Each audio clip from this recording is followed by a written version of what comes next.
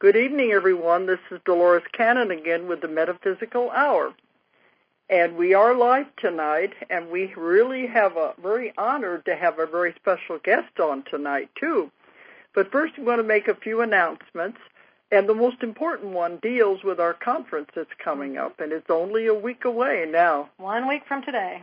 Next Friday morning is when we start. This is our 5th Transformation Conference, and it's being held in Rogers, Arkansas. We had to move to a larger venue because we outgrew the one last year. And we're expecting a huge crowd, and it's going to be even better than the one we had last year. And we brought in Helen Reddy then from Australia. So we have lots of wonderful guests at our talks at the conference, and it's really, people say it's the best they've ever been to. Right. And, we did say that our vendor spots are totally sold out. Sold out, where they're gone. Some of them are still calling in wanting to get a vendor slot, but sorry, we even had a bigger room, and they're all gone.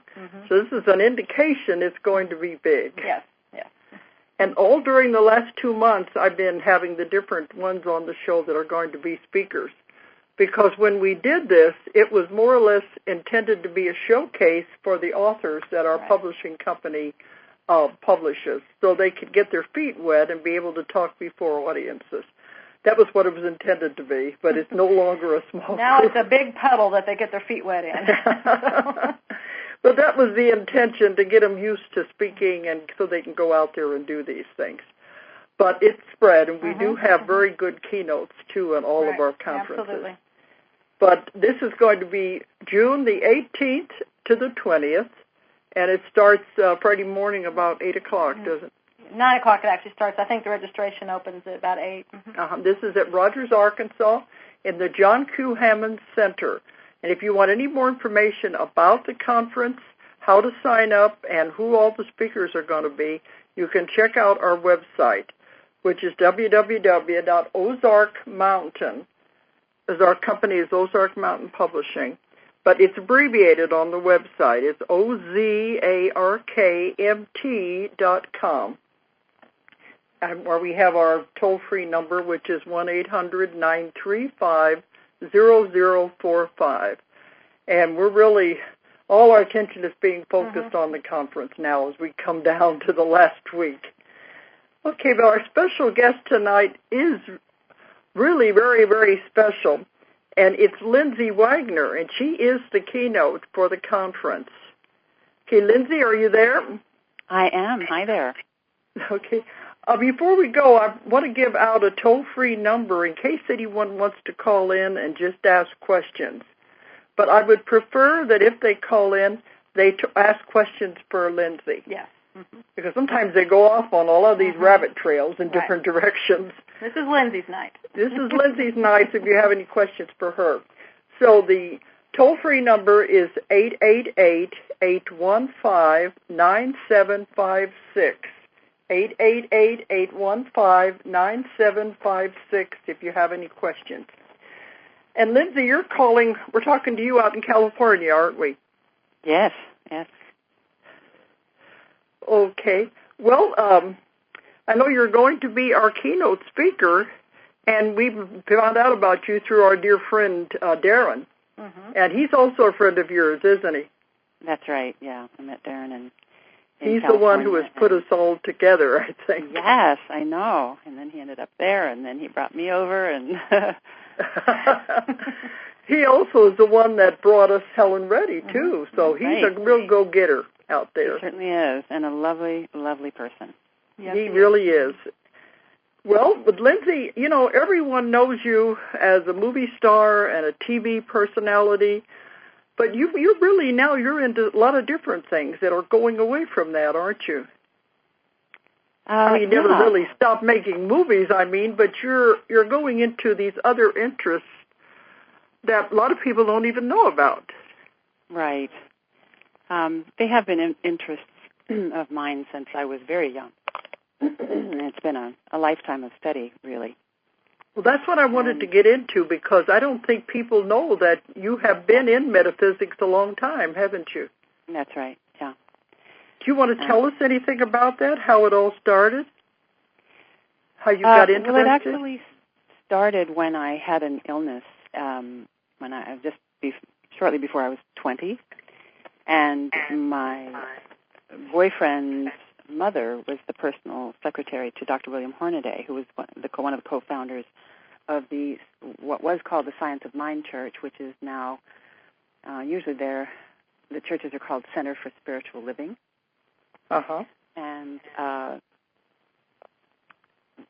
they actually helped me by way of the spiritual mind treatments, which is kind of like a combination of visualization and prayer and meditation, taught me how to work on my physical illness while exploring my emotional, psychological ways of thinking and feelings and things from the past, and taught me how that ties into our health, and that in fact we have more power than we realize over that whole syndrome.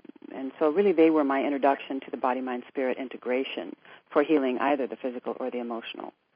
Mm-hmm. And I was able to avoid a surgery by way of the tutelage I went through with them. Uh-huh. And it was so dramatic that it was a real awakening for me. And I just thought, there's just a whole lot out here apparently that we're not taught in the mainstream. And so that began just a real avid quest for more information. See, this is what I work with in my work, with the hypnosis, but I found that, we make ourselves sick, and we have to go and find the cause of the illness, and then once we find out why we did this to ourselves, then it'll be removed. So it's the same line of thinking, and I try to steer people away from the regular medicine and the doctors into the natural and the alternative, and I think that field is really growing. I do too. I do.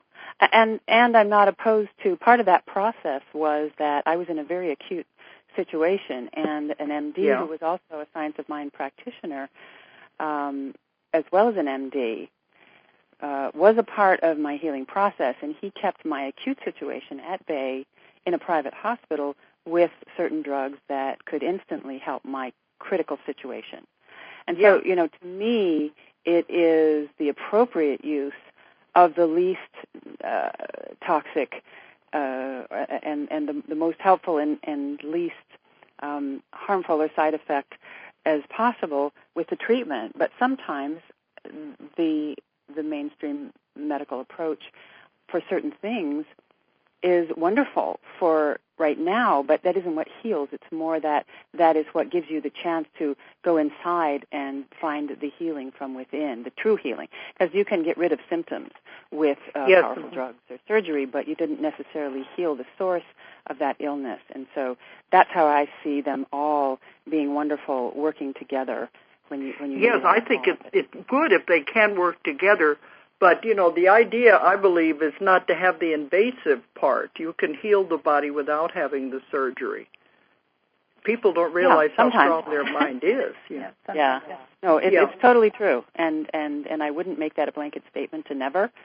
But, and also, because it also depends on where you are. I mean, if you've had a very conventional upbringing and you have a lot of beliefs in your belief system that make you terrified to go through a natural process because you have this deep belief that you have to have the surgery in order to survive.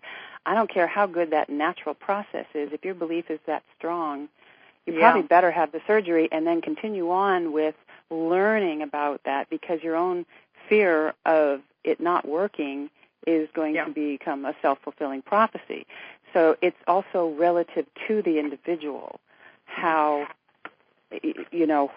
much of what we might call invasive is necessary. It's very relative. Because it is like the brainwashing. It is what we are taught as children and how we're raised, and where we're going to have that belief system. The mind is that powerful, the belief system that we go toward. Right. And but I know I have many clients that don't want to be healed. And if somebody that really believes they're sick and never going to get well, nobody can do anything for them. Right.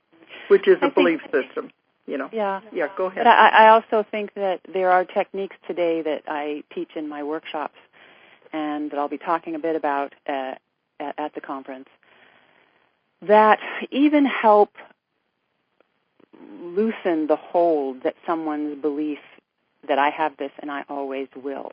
There are techniques, because all that is a concept in the mind.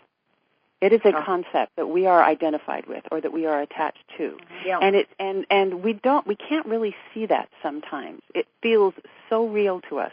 It feels that is so absolutely real that it's hard to fathom that it's simply a program somehow stuck in my mind that I'm seeing the world through, that I'm experiencing myself or my life through. And so techniques such as energy psychology, which is brilliant, which is one of the things that I studied, 15 years ago or so, and it's one of the things that I teach in my workshops. I won't be really teaching it because I don't have time in the 3 hours that we have together at the conference, but in my 2 and 3 day workshops and retreats, I teach a simple form of that for people to be able to use, which bypasses the beliefs of the mind and actually releases the charge and the hold that somehow our mind has on the energetic field, which if it's released in the energetic field, it just naturally starts to change in the experiential. And in our mind just sees it differently because we don't have the energy, the frequency of that thought. I can never heal from this. I will always have that. It has a frequency. I mean, we're basically... Yes, I was going to say, everything has a frequency. I think we're both on the same page. We believe alike. We just have different modalities. Different modalities, but it does all work, Right, but you can even release a belief with certain techniques that others don't quite touch on. So you don't have to believe it, for example, when you go in to utilize energy psychology or EFT, emotional freedom technique. You don't have to believe it. If a practitioner, for example, observes that you have this belief that I really can't ever heal from this, and you believe it so strongly, you don't have to ask that person to change their mind. You can take them through a process which activates the acupuncture points while they actually think that thought, and it dislodges that thought from where it's anchored in the energy field.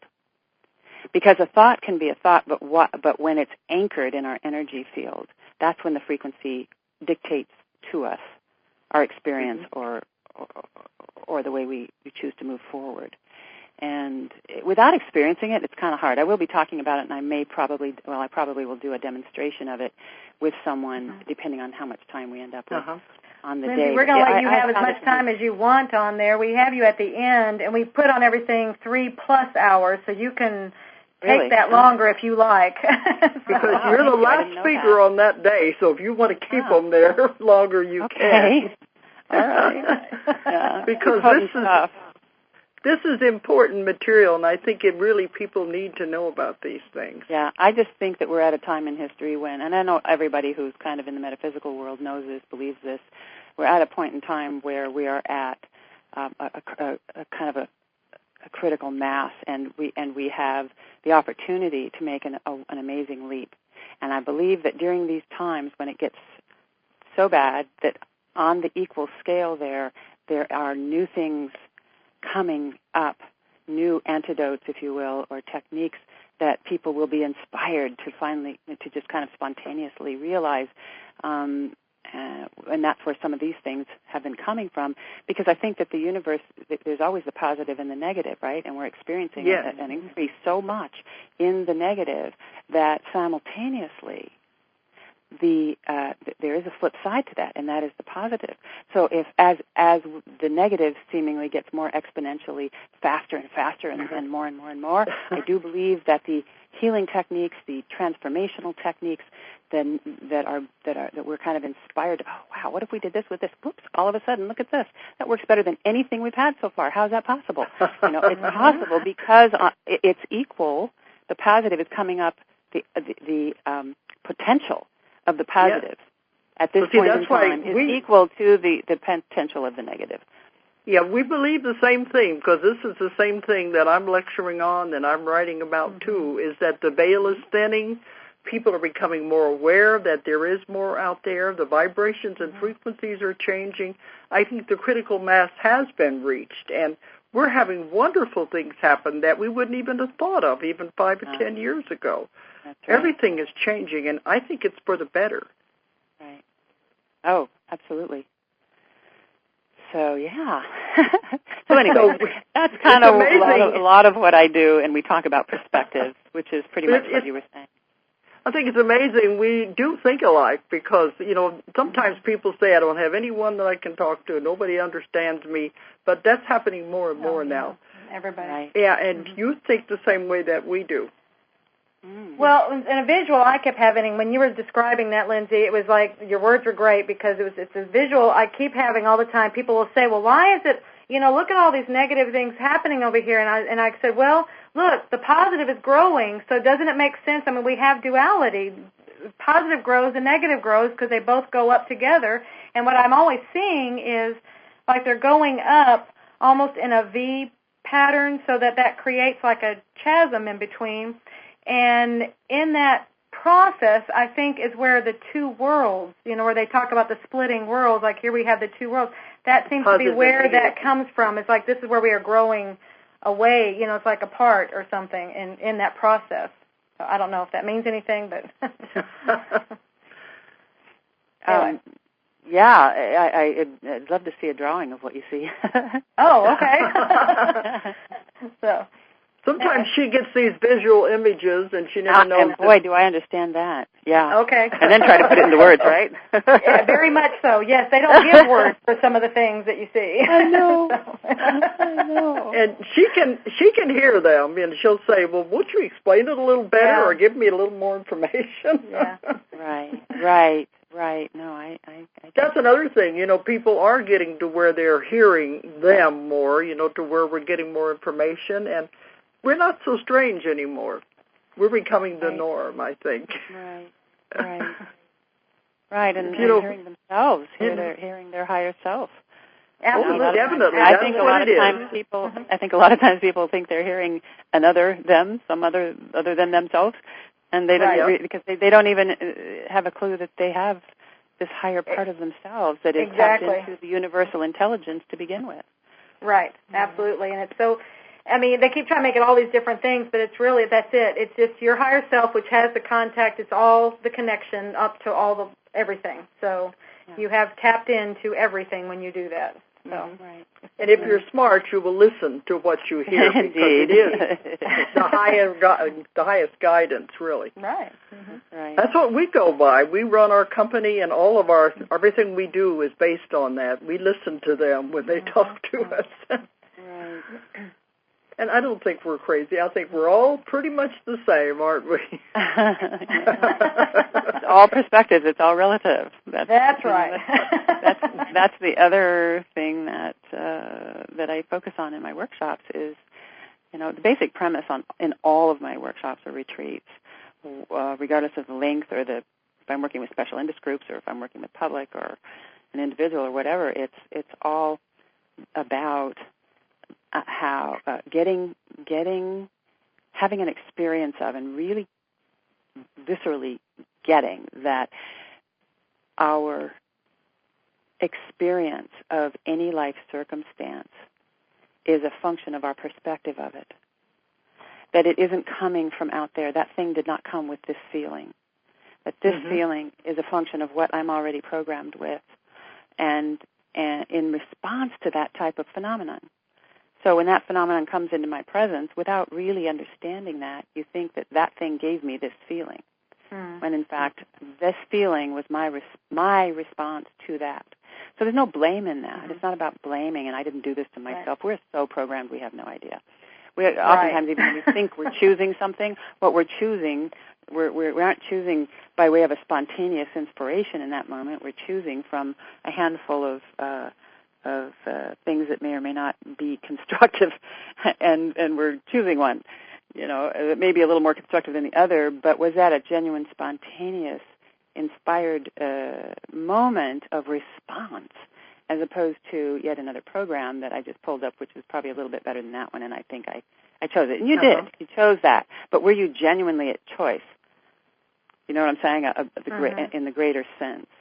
So, but in any case, the what we look at, what I kind of help people do is have an opportunity to kind of relax into being able to see how we are involved in that response or in that pain. And not to say that you are guilty of doing that to yourself, but involved and are responsible in the true origin of that word, which is response-able. We've turned the word responsible into blame. Yeah. And to me, they're very different words.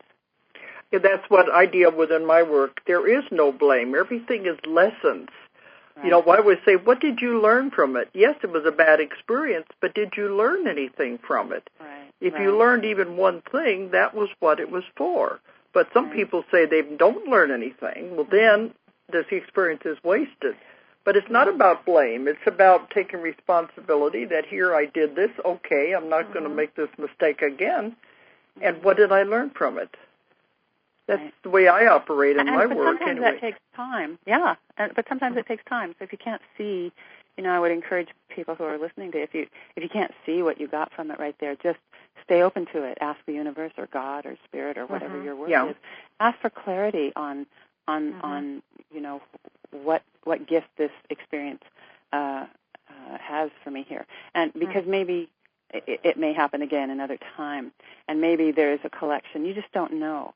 So if we just stay willing and open, that is when the ahas can flow freely through, because maybe that's a part of a bigger matrix that you're about to learn. Maybe that incident, you can't see what or why, but know and have the faith that there's some gift inside that for you.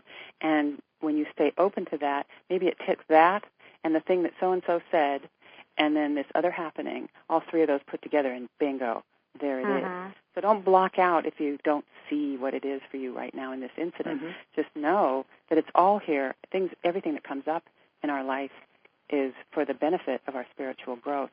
If we, and especially if we receive it that way, we'll move through it a lot faster. We'll find those gifts a lot faster.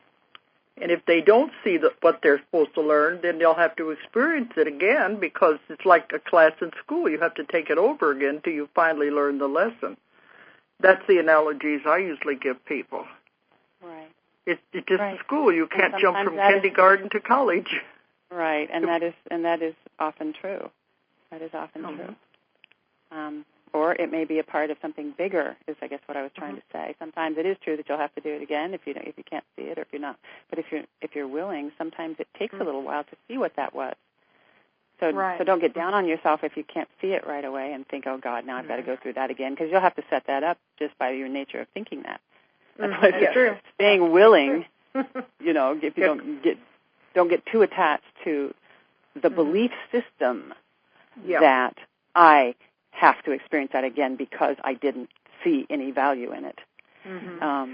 But when you're too close to it and you're in the middle of it, that's when it's the hardest to see what it's trying to show you.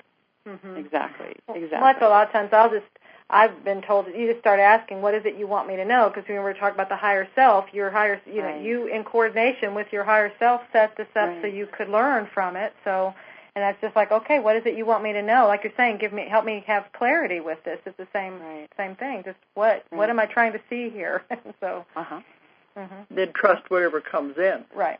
Exactly.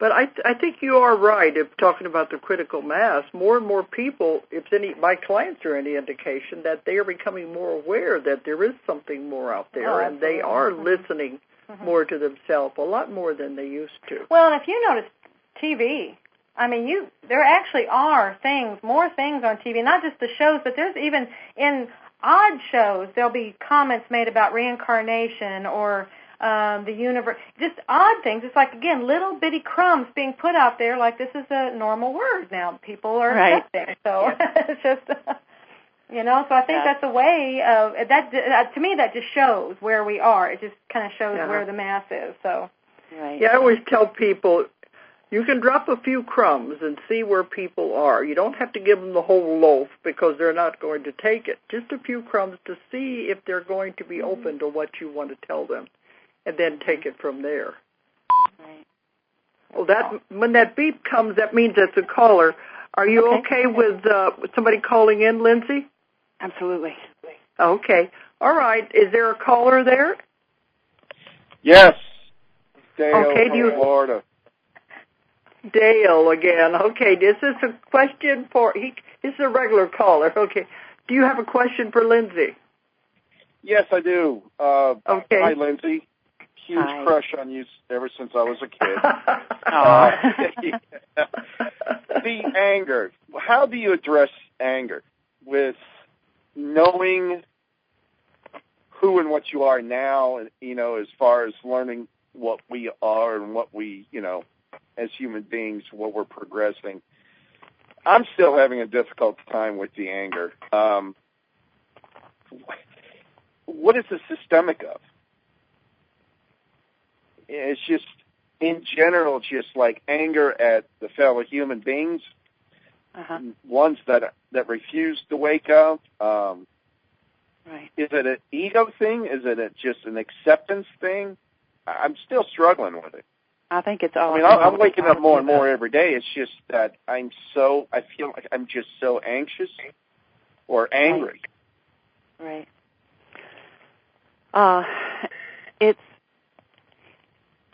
It's kind of a big answer, but straight off the bat, I would teach you that technique of energy psychology, or a different form of it called EFT, which is an easier form to learn, which will dislodge a lot of the anger that you just carry with you. And you don't realize it until it gets triggered. And that's something that, it's pattern. It's a pattern. It's not you. It's not who you are. It's a response pattern, a defense mechanism, and it's something that you learned or absorbed or inherited genetically from a very long time ago. This is not something that you really, again, this is something where you are not at choice. It just happens, right? It just comes up. You're not at choice. You didn't say, let me see, I'm going to choose anger here instead of compassion. No, you're not at choice there. It just wells up. You can become. A snap of a finger. You can't, exactly. You can develop the will to be at choice as to what you do with it once it comes up. The technique, one of the techniques that I find extremely helpful with that is, are you coming to the conference, by the way? No, I'm not going to be able to make it. No. One of the He's in Florida, I guess, but a lot of people are coming from everywhere. Okay, yeah. Okay. One of the techniques that I suggest you look up is energy psychology, or EFT, and it's a way of tapping on your acupuncture points. And really? I've heard about this. Yeah, it's extraordinary. To me, it's one of the most amazing and exciting new techniques that have come around. It's I don't know how old, maybe 20 years old or so, but it's an offspring of acupuncture. But you do it with an acupressure. You use those same points, and you tap, because we're electrical. We have an electrical system in our body. So when you tap with your finger on a particular acupuncture point, you're actually getting a charge to that acupuncture point and using your own body's electricity to stimulate it. So, and you do it in a particular way while letting yourself feel that anger. And it actually goes down through your meridians and into your energy field and dislodges those old patterns of anger. So you may not like what you see. You may think, oh gosh, that person is so destructive with their... Once you have had a chance to clear that from your energy field, you may disagree with those people that you have that anger response to, but you won't have that involuntary anger response anymore once you work with that process. And it is absolutely brilliant. It's one of the most effective things that I've seen. Also understanding that when you look at them, let's kind of explore that for a second. What are you seeing? What do you see, for example? Just tell me. It doesn't have to be logical. It can be the expression of what you emotionally feel when that anger comes up. If you're looking at someone who's doing something that you think is ignorant or when you said people who refuse to change, for example. How do I put it? Well, I'll give you an example. Okay, that's always easy. Good. It was at first, the first real big thing that really struck me was religion. And after careful studying on the internet and actually going to the library and looking at some books, there's certain aspects, in my opinion, that are starting to show that things are not what they appeared to be. Mm-hmm. And it just torqued me off. And okay, so what about that makes you? What about that makes you angry? What about that? What thoughts do you have about the fact that things aren't the way you were taught? I feel betrayed. I feel lied to. Okay. But at the same time, I think it was done by design. Say again? At the same time, I think, I'm not quite sure yet, but I believe it may have been done by the creators that seeded us here in order to give us something to find our balance, because, we came here as spiritual beings into the human form, and the way religion tells it, it's a whole different story. It's the whole Adam and Eve, yada yada yada yada. So it's my own personal belief. I feel like I've been betrayed, and I'm just so angry because my God. First of all, you're believing something that you don't know to be absolutely true. Aren't you? Yeah. You said, I think the creators put us here, blah blah blah. That's theory, is it not really for you, or have you sat down and really personally met the creators? They said this is what happened. You see what I'm getting at? It is a belief that you have right now, and I'm not saying it's right, and I'm not saying it's wrong. But I'm saying... Well, look, I'm 45 years old. I just got over the fact that Santa Claus wasn't real, and now they throw the whole religion thing. Now you're getting to the bottom of it. You see, that old wound of thinking that your parents lied to you is still there. Yeah, and once lied to me. Exactly. And when you feel... You got it, and that pain is still lodged in your energy field.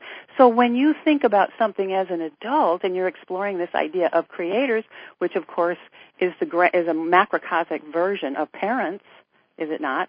That old wound and sense of betrayal gets projected onto this present day circumstance and exploration that your mind is wanting to go through, and so you're having that same response. So I would, as a practitioner, take you through a process that would release that sense of betrayal and anger with your parents from Santa Claus and just release that negativity from there. And what you would do is remember that incident without the pain.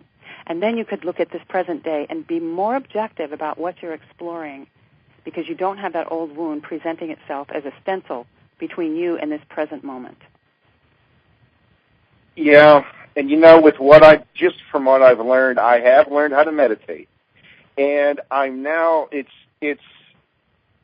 look, I feel like I'm a building still under construction. Now, I don't think I'll ever be complete until this life is done with me. But I have to go with the skills I know. And right now, I like what you say. And yes, I'm going to plug into it. The meditation has been working for me, but something kind of nice has been working. Before I go to bed every night, I throw my intentions out there of what I really want to work on. And son of a gun, it may not happen that night, overnight, but every morning now when I wake up, I really feel like I have had a work session or something, and my mind is just flooded. My memories just seem to be flooded with stuff that I've been working on in my dream state, and my gosh, this stuff is vivid. I've been writing this stuff down, and it's getting more and more like I'm letting loose of. I'm beginning to heal, I think is what I'm saying. But with what you're telling me, I'm plugging into this, and it's just that it's learning new skill sets for oneself. And you can even continue to deepen what you've been using, which is setting your intention, asking for the healing from the universe or the awakening or whatever, however you're asking for that, on this issue as well. Show me what I need to learn about myself that I can let go of this anger response, or just take it away. If there's nothing I need to learn, I'm willing to let it go. I'm willing to be someone else. I'm willing to not be judgmental. You see what I'm saying? Well, I definitely am going to get definitely plugged into that. Thank you very much, Ms. Wagner. You're welcome. Very nice talking with you. Okay. Likewise. And thank you, Dale. Take care. Okay. Bye-bye. Keep up the good work. That's great. Okay. Yeah, everybody is a work in progress. Indeed. But I think that's really good advice, what you were giving, Tim. And it is, people do get stuck in their rut. They get stuck in a pattern, and they can't see beyond that. You can't see the forest for the trees and realize what they're doing to themselves, really. Right. Well, we also aren't necessarily always trained to understand that those are just thoughts. Those are just thought patterns. Those are programs. It's not who we are. But they feel so real that we then identify with that as who we are, or we identify with it that is real, inherently real. There's another caller. We were getting the calls tonight. Okay. But that's good. Mm-hmm. I think this has been helpful to other people listening also. Okay, let's see what this one wants, Lindsay. Hello, is there anybody there? Yes, there is. Okay. My name is Michael. Hi, Are you there? Michael. Hi. First of all, it's a pleasure to speak with you. I had no idea that you were this spiritual. And it's nice to know that there are other people out there.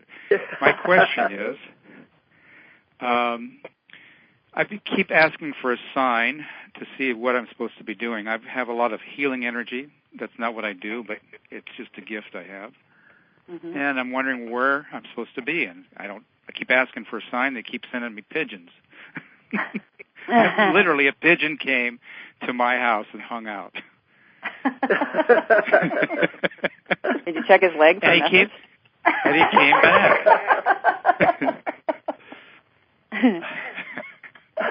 So, I don't know what I'm supposed to make of that, really. I know they send messages in different... how do I decipher that? Is what I guess I'm trying to... Well, they're all pretty personal to us. What does a pigeon mean to you? It's like when you analyze your dreams. Everything is not exactly set that when you have this in your dream for everybody at all times, it means that. No, it can mean something different to someone else, even though there are these general archetypes that, in general, these types of things can mean this in one's dream. So as far as, seeing signs, what does a pigeon represent to you? That's a good question.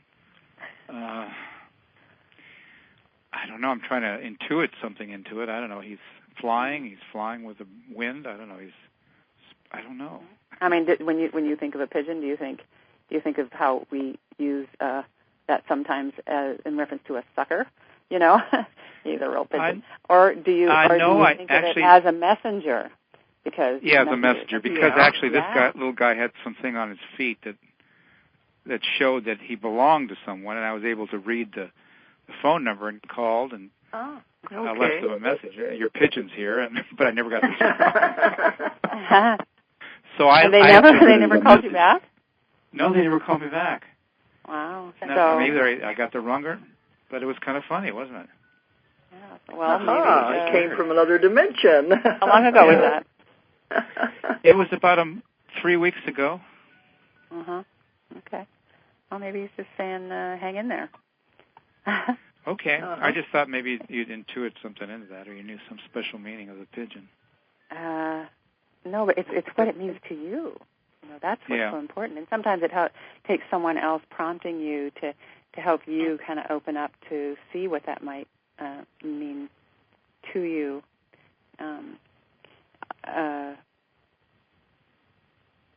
Did it come back ever again? Yes, it did. Mm-hmm. Came back several times. Same one. I fed him. I fed him, and I gave him water, and I thought, okay, that's the last I'll see of him. And there he comes. Maybe that's what you're supposed to do, is take care of pigeons. Animal sanctuary. I'm a pigeon person. Apparently the pigeon thinks so. Yeah. So, he came back. It could also mean that it's not going to come. What the answers are, because to me we have these big questions and we wait for that one big answer and really specific. Whereas to me, I have had to constantly remind myself that it is what I do day to day that's really the answer. What do I do with it today? That's a good point. That healing energy went out to that pigeon.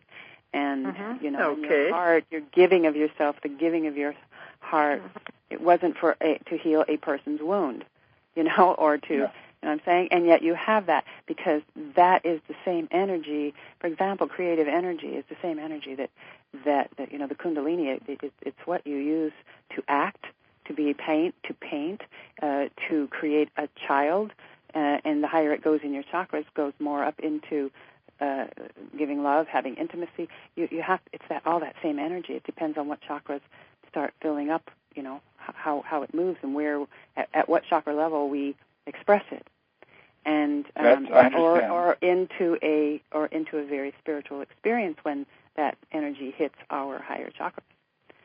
My energy is such that I blow light bulbs out. Okay. And how is your day-to-day life as far as your responses to things? Do you find you have responses and things you'd like to change, or that belie your ultimate aspiration for your way of being? Well, it's kind of funny. People, because I have this energy, I don't have a shingle out or anything. It's just a gift. People cross my path that I think need fixing or something, and I offer it, and they take it, and I never see them again. And they get better. I'm not walking on water. I think I'm just kind of a spark plug, is what I think. Well, I think we all have that potential. I think we all have Absolutely. that potential, and some of us are more tapped into it than others, and some of us believe we don't have it, and somebody else does. But either we're all made from the same source with the same potential, and we uniquely express this versus that, and that one that versus this. We're all bringing all the potential in to this dimension, because we are kind of all one big organism anyway. Yeah. And we think of ourselves I as agree totally with you. separate. I think everybody has the gift. I just tuned into it. That's all. Right. So what is your dilemma? I don't hear what the problem is. Okay, the dilemma is, do I keep doing what I'm doing for a living, or do I go out and, become this? Well, what is your drive? What is your what you desire? What my desire? Do you hate and your job? Do you love your job? Do you? I like it, but I mean, it's. Why can't you do both? Well, that's what I'm kind of doing now. But I'm doing it kind of on the side, And do you feel dissatisfied with having that be your? No, I just the think right word, avocation, and your vocation being your job, how you make money. Believe me, I understand the dilemma. I'm not dissatisfied. I just think, am I supposed to be doing more? I only heal the people across my path. You know what I mean? Yeah, exactly. Should I be? I think you'll know that when the time comes that you're supposed to be doing something else. We get into that supposed to kind of thing. Yeah. And again, ask for clarity. I would ask for clarity if there's something that you could be doing right now, and I wouldn't should on myself, so I don't say should be doing, just say something else I could be doing or something more I could be doing that I'm not right now. Okay, I'll go with that. I would ask for that. And then see if you have a shift. And I'm willing to make whatever change is necessary. If I'll go with that. I like where I can better serve. It's the way the words that you expressed. I like that. Okay. Okay. I really appreciate your input. What's that? Then trust it if it feels right, too. Okay, exactly. You'll know. You trust it if it feels right for you to do. Okay. Well, I enjoy the program, and you have a nice evening. Thank you. Okay. Well, thank you, Michael. Thank you. I think these have been good advice, because we never know who's listening out there who might really have the same problems and the same questions. And this way we can share it with everyone. But Lindsay, I do want to get over into your work with the abused children. And they said that's a big thing with you, isn't it? Actually, I work with the. I work. Well, yes. Okay. Sorry, I just realized what you're talking about. You're talking about shifting gears a little bit here. Shifting gears. Okay. I've been the honorary chair of ICANN, which is the Interagency Council of Child Abuse and Neglect, for 20-some years. But I honestly do more work with the parents and the domestic violence, as far as directly working with them. I work more with that entity than I do with the children, helping that entity grow, and the facilitators and the people who work directly with the children have a stronger support system. Because it does go back to the parents. That's where the problem really begins. Right, and the work that I've done more directly is with domestic violence offenders. The men, for example, who have been convicted of battering their spouses or their children, and in helping the families, the wives or girlfriends or whatever, significant others, come back together with that person once they finish their incarceration period for the convicted offense. Because otherwise they go back into the same situation, so you have to help them to change their attitude, I guess. Exactly, and redefine themselves, recontextualize, to wrap your mind around the fact that these things that you feel and think, and the way you see yourself and the way that you see others, are all concepts that are in our file cabinet. And they can be changed or cleaned or turned around the other way because they're backwards, and the same kind of wounds, that, for example, the same types of things, not the same thing, but in the same vein as we were talking originally to Dale, was it? The anger. Having that old feeling, that comes from way back. That really doesn't have to do with the present. It has to do with something from the past that never got healed within that little person, that childhood self of yours, still being stuck there, and that's what gets triggered. And it seems so real here and now that you have to stop that person from making you feel that way because you think that that's where it came from. So you get stuck into a pattern, into a rut where they were probably abused as a child too. Completely. They think that's the only way you're supposed to react to anything. But it isn't even a conscious thought. That's what I'm saying. No, it's not. Think, now here, this is da-da-da-da, and then they think it out, and then they punch. Be the first ones to deny it. Well, I guess, a lot of times they'll say it's a trigger, something triggered it, and it was like it's emotional, and it's figuring out where the trigger is from. And it feels real, and you identify with it. And you think that that's something that's real, inherently real, has its own. And that's why we stay so stuck in it, whatever it is, whether it's shame or guilt or anger or lack of self-worth, whatever it is, when we feel something like that, we tend to think that has its own inherent existence, and it doesn't. That's what we don't know. That's what we haven't learned so much of in our culture. Right. We're starting. That's why it's so important to find where it comes from, the cause. I have clients who are there maybe in their 60s and 70s and still haven't let go of something that happened to them when they were a little child. And I said, most of the characters in the story have died. I said, why are you still holding on to this? Right. Because you've got to let it go. It's not hurting them, it's only hurting the person. Right. That's where I try to talk to them about. Why hang on most of your life and make your life miserable over something that should have been let go decades ago?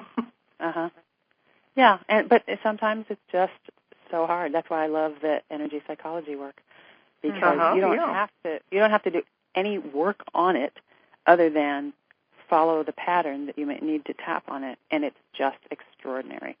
I can't. So you don't actually have to find out where and when it happened or where it came from. You just you don't have to understand anything. That's the beauty of it. I feel we don't have time anymore to figure out where that's true. Well, a lot of this stuff is so buried, they can't find it anyway. They've forgotten about it. All they know is they're angry, and they don't know where it came from. And a lot of it is a lot of it came from intrauterine, the experiences. That it could be, yes, it could be. So you're never going to figure that one out. Not to mention the genetic coding that we inherited. Mm-hmm. Yeah. That's why it isn't. These new techniques are so brilliant because we have to get into that energy field and just dislodge the emotion of it.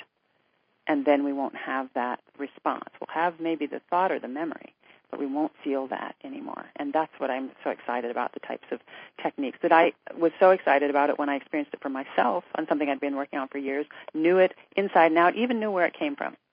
But I could not break the response. Now, I had learned to modify my behavior in the face of that internal response, do the right thing on the outside, but I still was suffering with the internal response. Mm-hmm.